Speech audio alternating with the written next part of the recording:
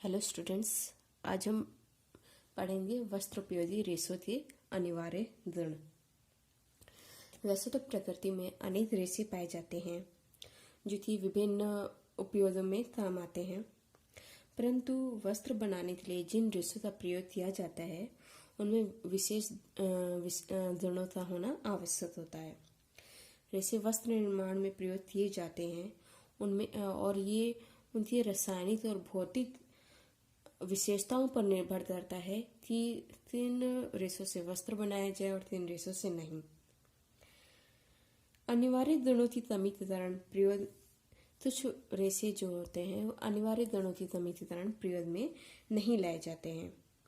कुछ रेशे कमजोर निर्बल होते हैं, कुछ अधिक मोटे होते हैं, जिस वजह से वो वस्त्र के उपयोग के लिए आवश्यक और मतलब उसे वस्त्र उपयोग में नहीं लिया जाता है। जिन रेशों में वस्त्र उपयोगी वस्त्र बनाने के गुण होते हैं उन्हीं रेशों का उपयोग किया जाता है। नंबर इसमें पहला आता है पर्याप्त दृढ़ता। Adequate strength. पर्याप्त दृढ़ता क्या होती है? मजबूती। वस्त्रों के निर्माण में वे रेशे ही उपयोग में लाए जाते हैं जिनमें पर्याप्त दृढ़ता अर्थात मजबूती हो। दृढ़ रेशे, मजबूत रेशे जो रेशों से जो वस्त्र बनते हैं वो भी मजबूत होते हैं, जल्दी फटते नहीं हैं और उन मजबूत रेशों से धागा मजबूत बनता है और धागे से जो मजबूत धागे से वस्त्र मजबूत और टिकाऊ बनता है। बढ़ते समय रेशों तो जब बटाई दी जाती है, ट्विस्टिंग दी जाती है तो अधिक तनाव का सामना करना पड़ता है। इसी तनाव और खिंचाव को सहने की शक्ति जिन रेशों में होती है उन्हीं से वस्त्र बनाए जाते हैं। टेंसिल स्ट्रेंथ किसे कहते हैं? धागों की शक्ति जिससे वे तनाव, खिंचाव और झटकों को सहन कर सकते हैं वो तनाव सामर्थ्य कहते हैं। ये जो गुण है, विशेषता है, ये रेशों में होनी चाहिए। और प्रतिस्पंदता, रेजिस्टेंसी किसे कहते हैं? अत्यधिक खिंचाव या तनाव के बाद भी रेशे अपनी पूर्व अवस्था या पूर्व आकृति में आ जाए, ग्रहण कर लें। यह विशेषता वस्त्र निर्माण में जरूरी होती है। यह विशेषता भी रेशों में होनी चाहिए। नंबर सेकंड है संतोषजनक लंबाई, सेटिस्फैक्ट्री लेंथ। लंबे रेशे वस्त्र निर्माण के लिए अच्छे होते हैं। लंबी रेशों से जो हम धागा बनाते हैं वो भी लंबा होता है, एविरल होता है और मुलायम होता है, चिकना होता है और अधिक लंबे होते हैं और इससे जो वस्त्र बनाए जाते हैं वो भी मुलायम होते हैं और उनकी सतह चिकनी होती है। आसानी से लंबी रेशों से आसानी से धागा बनाया जा सकता है और जो इनसे जो बनने वाले वस्त्र होते हैं वो भी मजबूत होते हैं।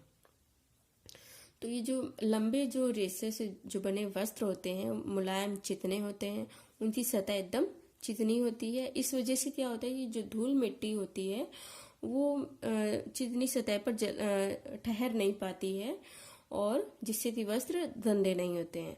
छोटे रेशे में क्या होता है? Staple fibre. लंबे रेशे जिसे फिलामेंट कहते हैं और स्टेपल फाइबर छोटे रेशे से जो यार्न या धागा जो बनाया जाता है वो रुक्ष होता है, खुरदरा होता है और धागे की सरफेस पे वो जो रेशे के जो सिरे हैं, छोर हैं, फाइबर एंड्स जो हैं वो निकले रहते हैं। ऐसे रेशों से जो वस्त्र बनाए जाते हैं उनकी जो सतह होती है वो खुरदरी होती है और जल्दी गंदी हो जाती है। धूल मिट्टी के कारण उस पर चिपक जाते हैं और जल्दी गंदे हो जाते हैं। फॉर एग्जाम्पल के लिए हम लेते हैं सूती वस्त्र। सूती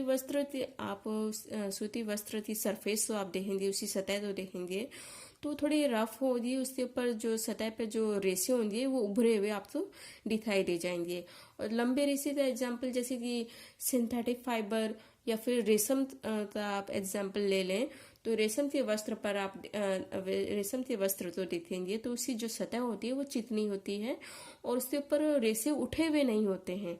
जबकि सूती वस्त्रों में रेसे सूती वस्त्र हुआ या ऊनी वस्त्र हुए, उन पर रेसे जो होते हैं वो उठे हुए होते हैं, जिसकी वजह से क्या होता है कि जो धूल मिट्टी के कण होते हैं वो उसमें आके फंस जाते हैं और जिस वजह से वस्त्र जल्दी गंदे हो जाते हैं और धोने में भी आसानी से ये मतलब धुलते नहीं है, ज़्यादा मेहनत लगती है धुलाई में वस्त्रों तो। जबकि सिंथेटिक फाइबर या रेशम के वस्त्र हैं आसानी से धोए जा सकते हैं, आसानी से धुल जाते हैं।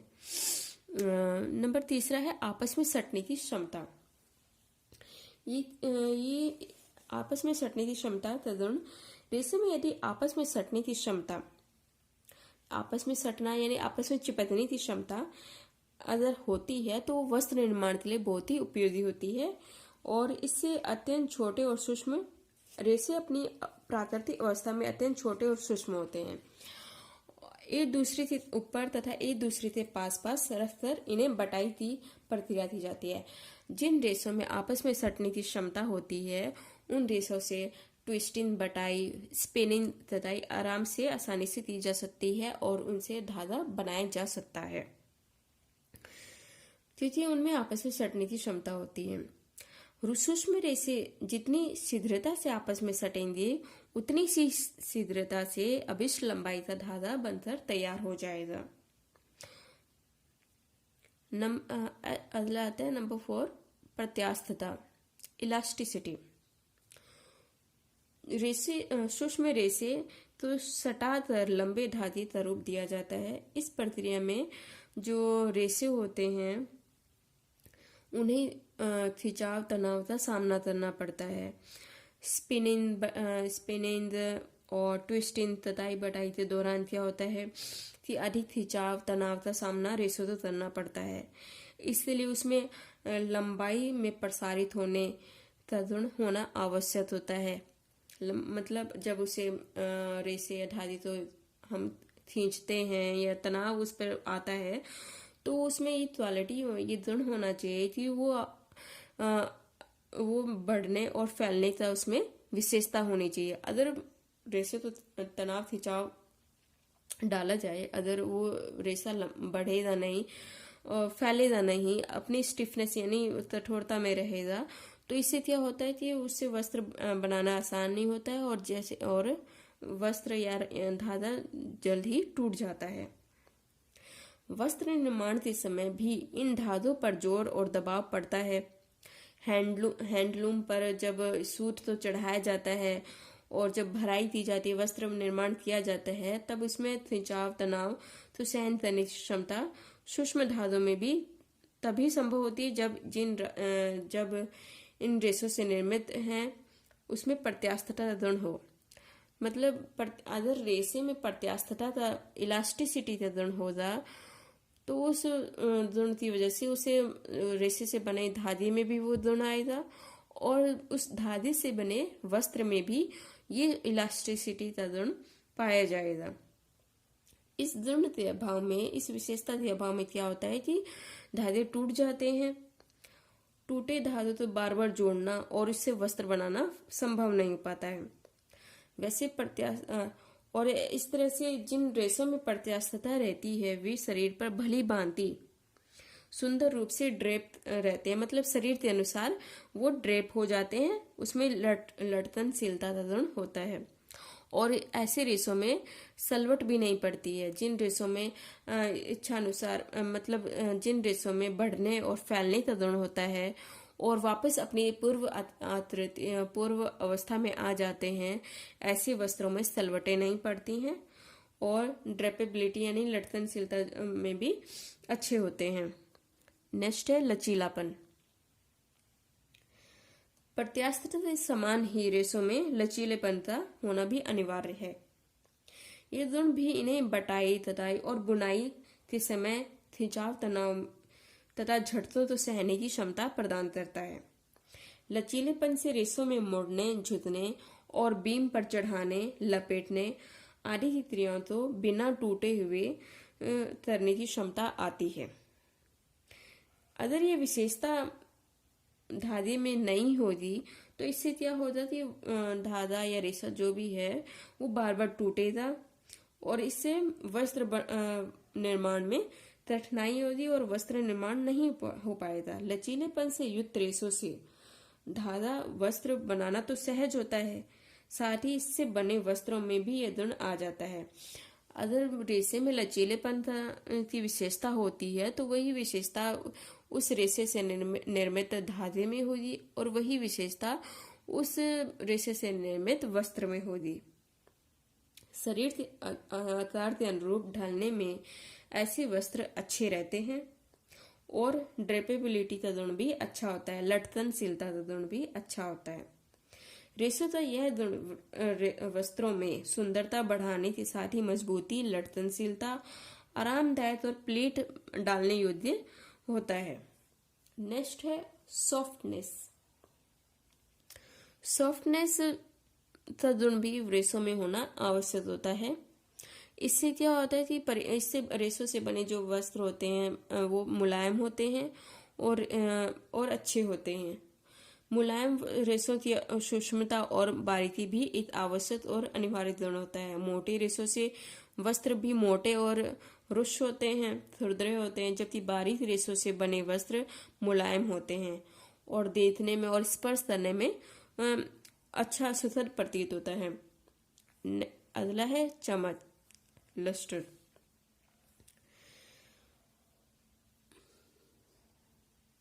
रेशे की सतह जितनी अधिक चिकनी होगी उसमें उतनी ही अधिक चमक होगी। मतलब उससे सतह जितनी अधिक चिकनी होती है, मुलायम होती है, वो उतनी ही अधिक चमकदार भी होगी। और मंद रेशों में और जो रेशे और वे रेशे जो मंद होते हैं उनसे बने वस्त्र चमक जिन रेशों में नहीं होती है उनसे बने वस्त्र भी मंद होते हैं। और यद्यपि कई रेशे ऐसे हैं जिनमें प्राकृतिक चमक का पूर्ण रूप से अभाव होता है। जरूरी नहीं है कि जितने भी रेशे हैं, प्राकृतिक हो या सिंथेटिक हो, सभी में चमक हो।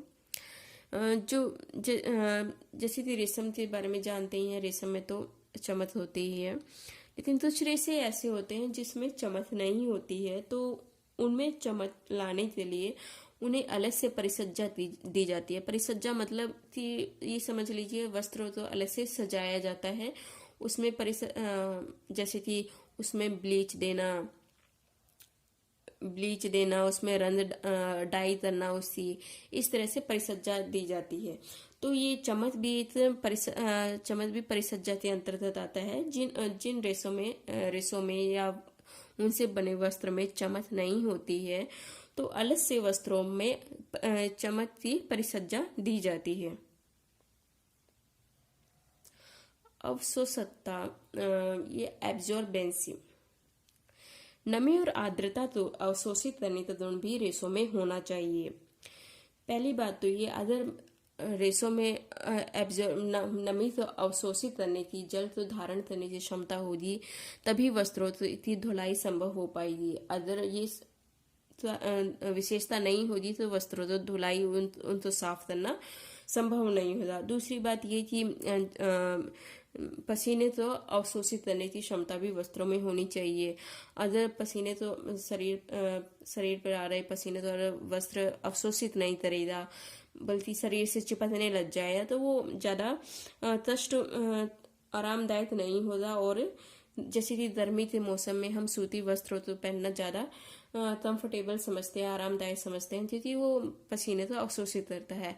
और वहीं अगर दूसरी जगह हम गर्मी के मौसम में अगर सिंथेटिक यानी संश्लेषित रेशों से बने वस्त्र पहने, जैसे कि पॉलिस्टर वगैरह, नायलॉन वगैरह पहने, तो शरीर से चिपकने लग जाते हैं और पानी और नमी को अवशोषित नहीं करते हैं और मतलब आरामदायक महसूस नहीं होता है उन वस्त्रों को पहनने से। और तीसरा ये कि अगर तीसरी बात, ये अदर वस्त्रों में पानी को अवशोषित करने की क्षमता नहीं होती, तो उसमें परिसज्जाएं नहीं दी जा सकेंगी। जैसे कि परिसज्जा में जैसे कि आता है ब्लीचिंग आते हैं, उसको मर्सराइज करना, मांड देना, वस्त्र में मांड देना, और क्या बोलते हैं, और ब्लीच करना आदि जो परिसज्जाएं हम वस्त्रों में देते हैं वो हम नहीं दे पाएंगे। और फिर ये मतलब इसलिए वस्त्रों में अवशोषकता का गुण, एब्जॉर्बेंसी का गुण होना आवश्यक होता है। अगला है